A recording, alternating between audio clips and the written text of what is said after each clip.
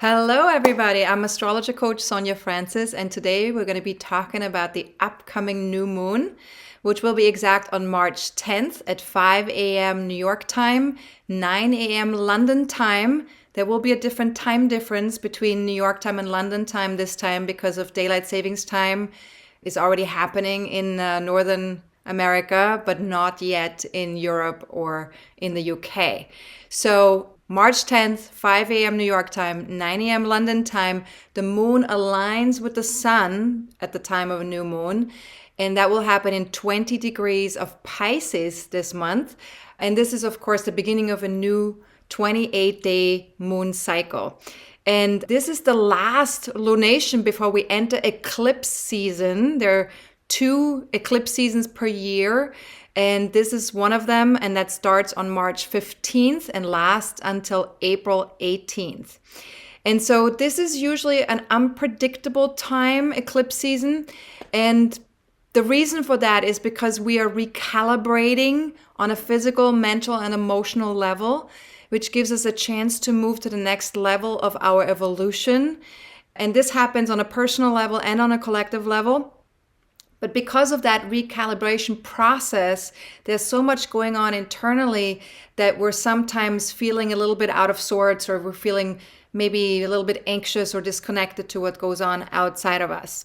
Now, I will talk about eclipse season in my next Solidity Today morning show, Hot Astrology Friday, on March 15th at 8 a.m. New York time. But you can also listen to it via radio at 8 a.m. Pacific time.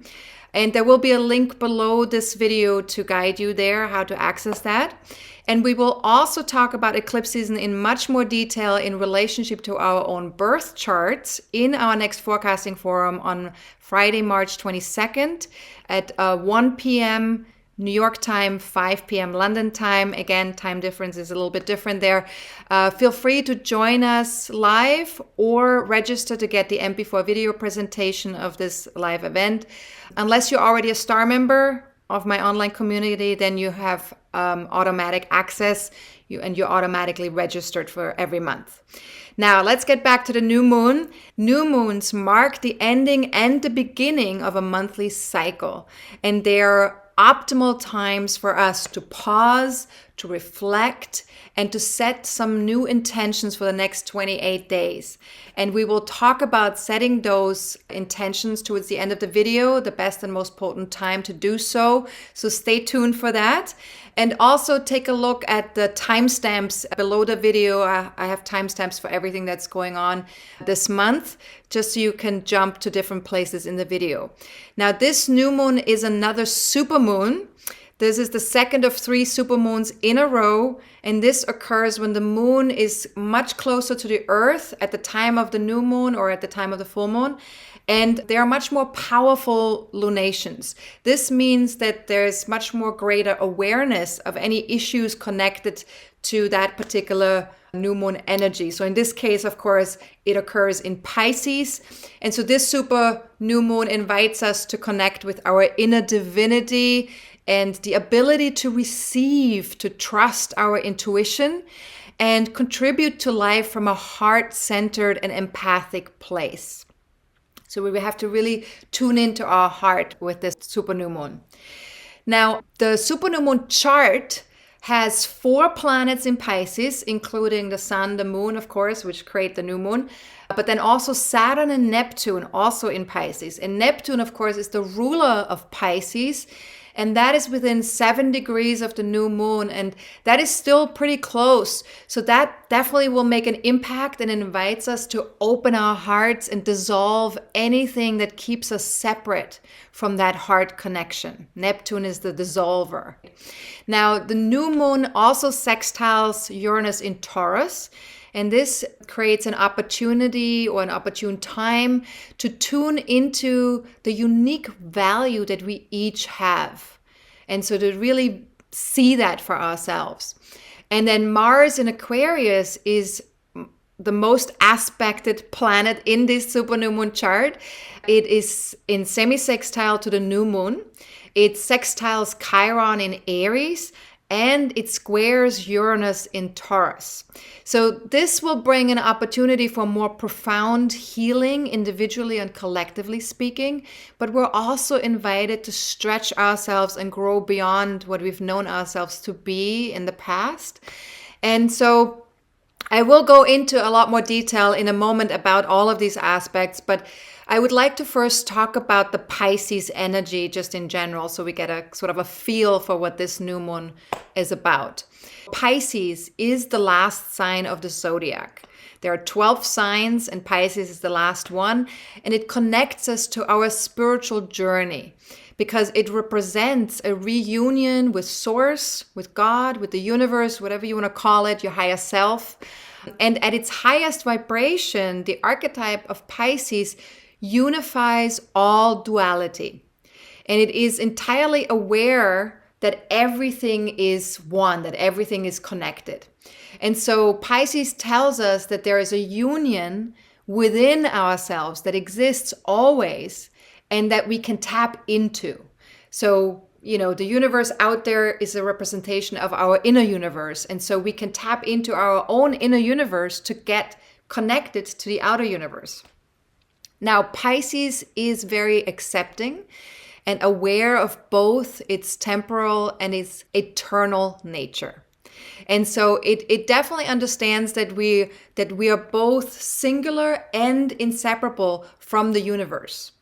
So it's always sort of like an rather than either or, like Virgo would be, Pisces is and, this and that. It's always a union, a connecting.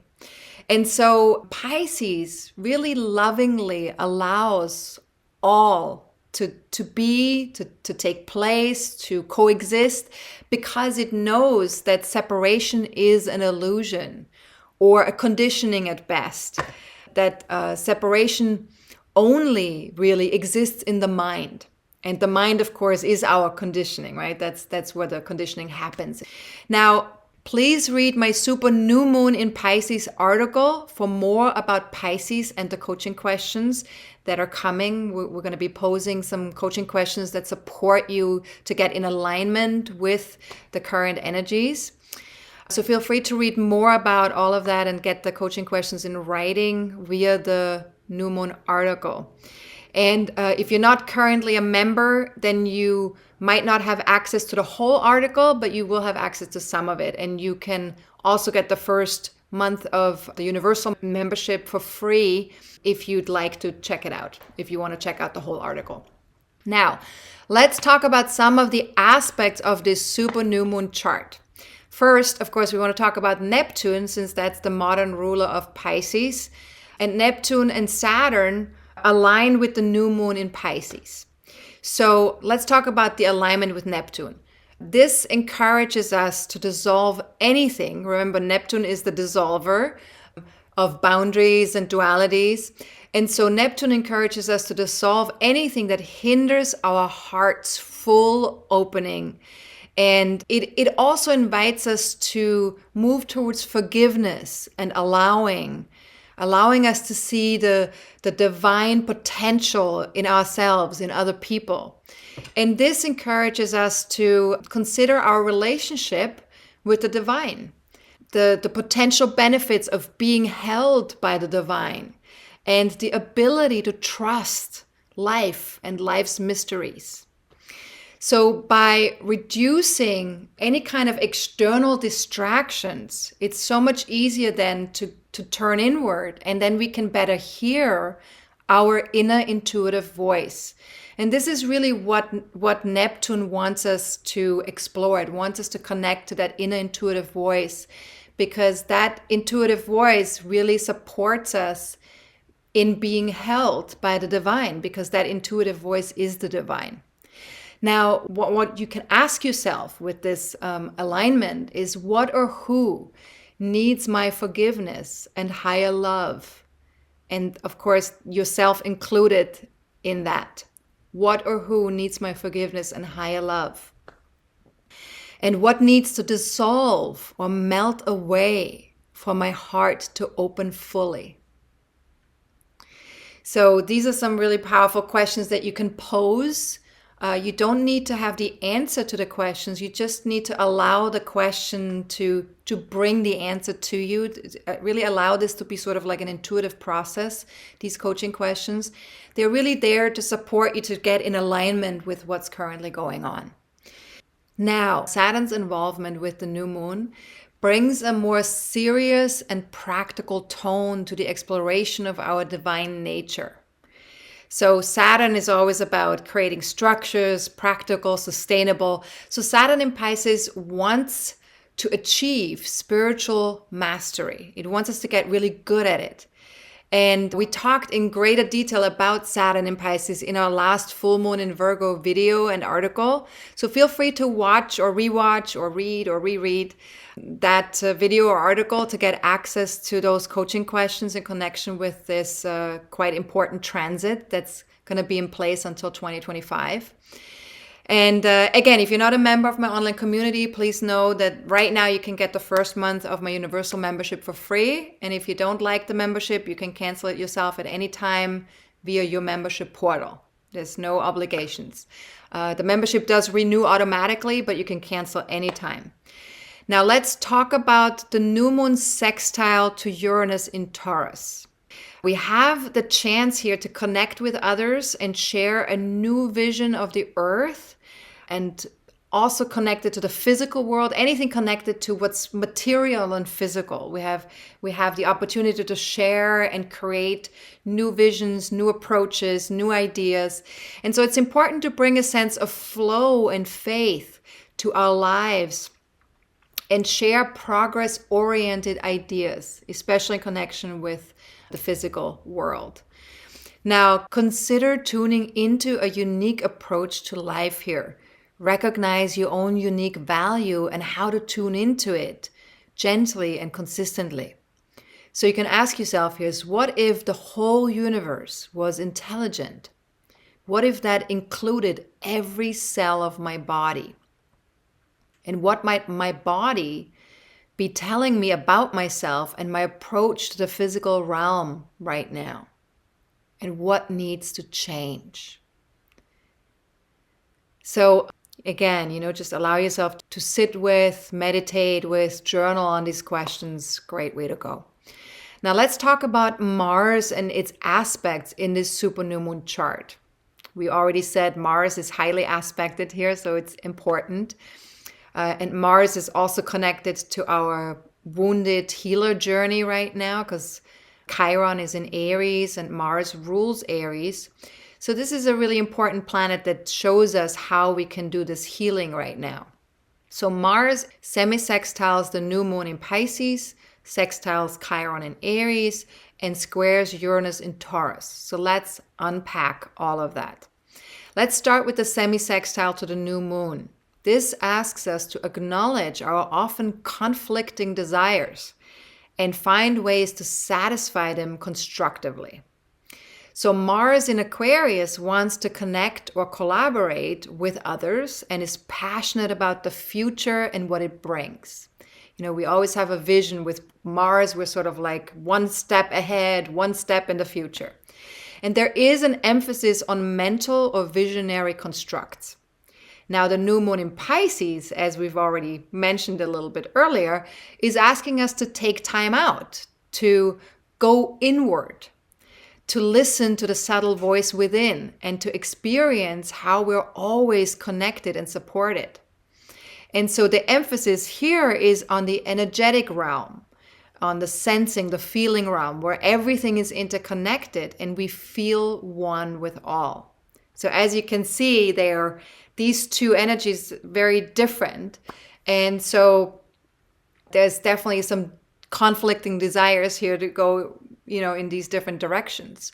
So the challenge here is to focus on one path at a time instead of constantly changing directions back and forth, to just kind of like running in circles, to make sure that we're like, okay, this is my time for this, and I'm going to stick with that. And then this is my time for this, and I'm going to stick with that.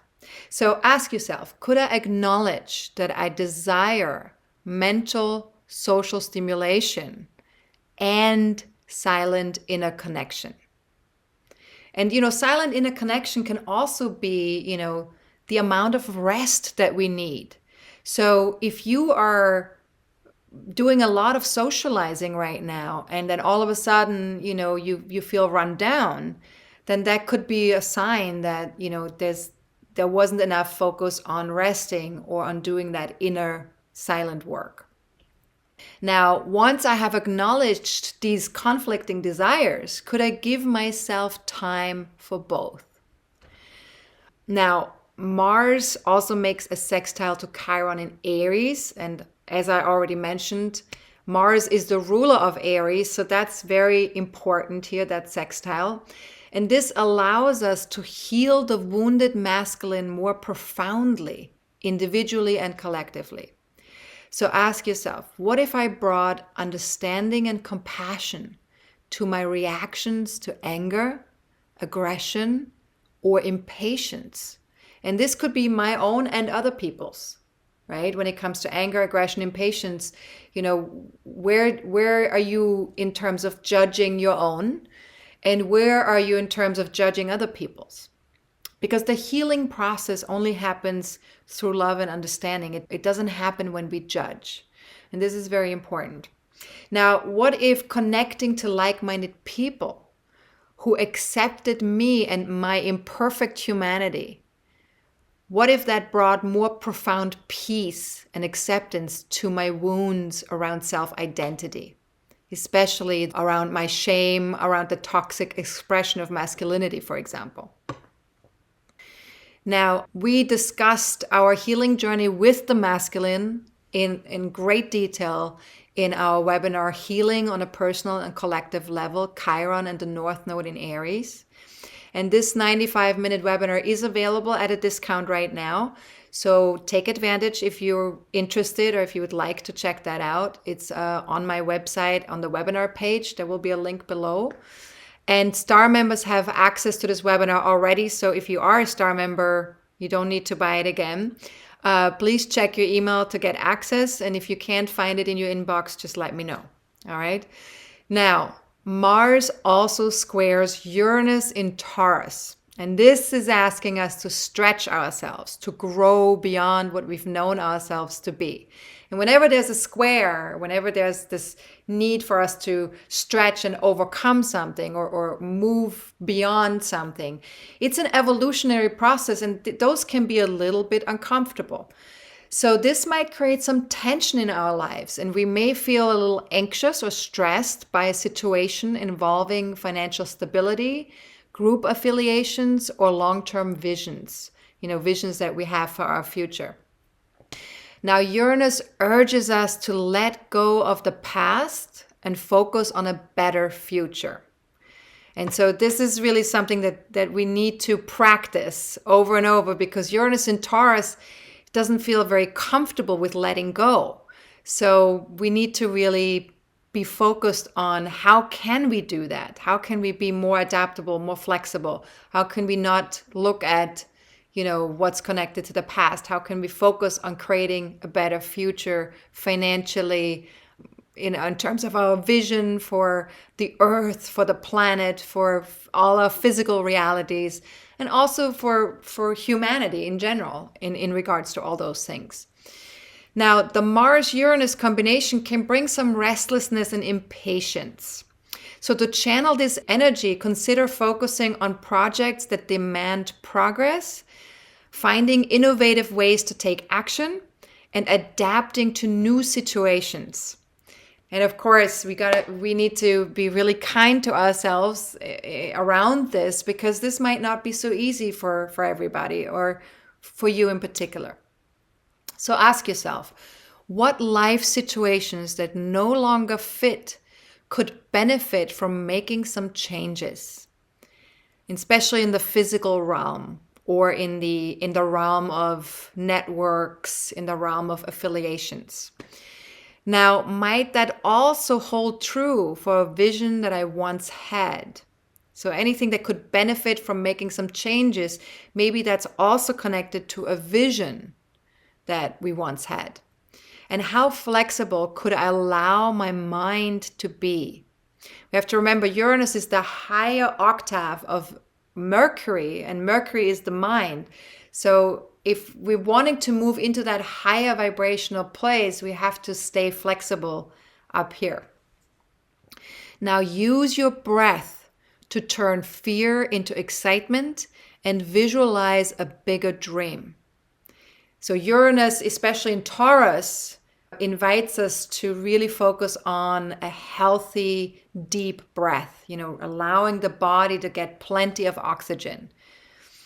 Now, to sum it all up for this super new moon, the next 28 days offer a chance to refocus on our intuitive and imaginative abilities, taking care of our body, our mind, and our feelings. And as we're facing significant shifts right now, we're in this very transitional place, collectively speaking, it is really essential to follow our inner guidance and release old energies that are connected to denser vibrational memories or denser vibrational behaviors. Now, as best as you can, listen deeply to your heart and soul. Take action when necessary. But don't just take action just to take action. So we really need to allow the masculine to be in the service of the feminine, which means we take action when the feminine tells us it's time to take action. So consider what is already opening your heart and what might change if you knew that everything was going according to plan, period. So obviously what can help us with this process too is spiritual practices like meditation, breathing exercises, and mindfulness. All of that can help tap into the higher vibration of Pisces and move us to that higher vibrational place. But also, create a flow, positive emotions like love, gratitude, compassion. And I'm not saying you need to force yourself to feel these things, but as you're moving to that higher vibrational place, really be aware of the love, the gratitude, and the compassion that shows up. And I also invite you to share, if you can, share about a spiritual practice that really works very well for you personally in the comment section so that other people can benefit from maybe something that they've never thought of before. So feel free to share. And if you do have an ascendant or any personal planets or a career point in 18 to 22 degrees of Pisces, Virgo, Gemini, or Sagittarius, then this super new moon is definitely going to impact you more than other people. And if you don't have any points or planets in those degrees and signs, take a look at your birth chart. See where does 20 degrees of Pisces land in your birth chart, because that area of life will be something that you want to work with a little bit more consciously over the next 28 days. Now, if you don't know how to look that up for yourself in your birth chart, feel free to watch my free webinar, How to Read Your Birth Chart.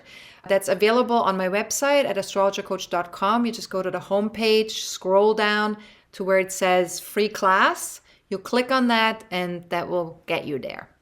All right, now before I talk about setting new moon intentions, let me mention one more time about the next forecasting forum. It's going to be a 90-minute webinar, and we're going to be, of course, talking about the upcoming eclipse season, but we will also talk about the first full Mercury retrograde phase of the year in Aries. And so this is going to be very powerful because we have an eclipse in Aries, Mercury is retrograde in Aries, and we're going to look at all of that in relationship to our birth charts to see how does this impact each one of us personally. So as I already mentioned, you can join me live on Friday, March 22nd. And if you can't make that day or time, then feel free to just watch the MP4 video presentation. There is an early bird special available until March 20th at midnight, New York time.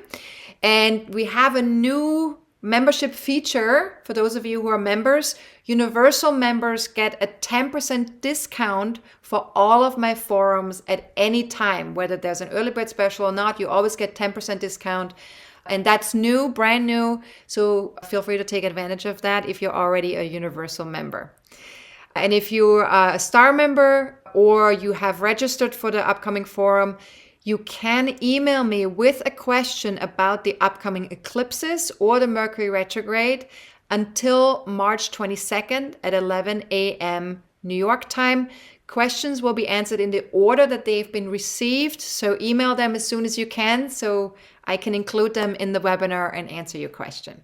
All right, fantastic. So let's talk about setting new moon intentions. The new moon is also the best time to set powerful intentions for this month's moon cycle. And this is best done soon after the new moon becomes exact and not during a moon void of course phase. So this month, the two best and most potent times to set intentions will be between 5 a.m. and 3:45 p.m. on March 10th, and from 8:19 p.m. on March 10th until 5 a.m. on March 12th. And all of this is New York time, East Coast time in the US. So if you live in a different time zone other than Eastern Daylight Savings Time, I recommend that you join my Facebook fan page or that you follow me on Twitter. I will be posting reminders on March 10th, 11th, and 12th to let you know when to set your intentions. So when you see these reminders pop up, sit down and you can write your intentions. And if you want to know a little bit more about how to do that, there is an article on my website about setting intentions, and you can get to the link to that article below this video as well. All right, fantastic. This is it. Have a fantastic new moon. If you are a member, I will see you again in about 2 weeks for the full moon video. And we will see how far we've come since setting our new moon intentions at that point. And if you're not yet a member of my online community, I will either connect with you on March 15th for my next Solar Video Today radio show, podcast show, or on March 22nd for the next forecasting forum, or I will see you in about 4 weeks for my next new moon video. All right, so lots of options. Have a fantastic new moon. Much love, and as best as you can, take good care of your physical, emotional, mental, and spiritual well-being. All right, I'm astrologer coach Sonja Francis. Goodbye.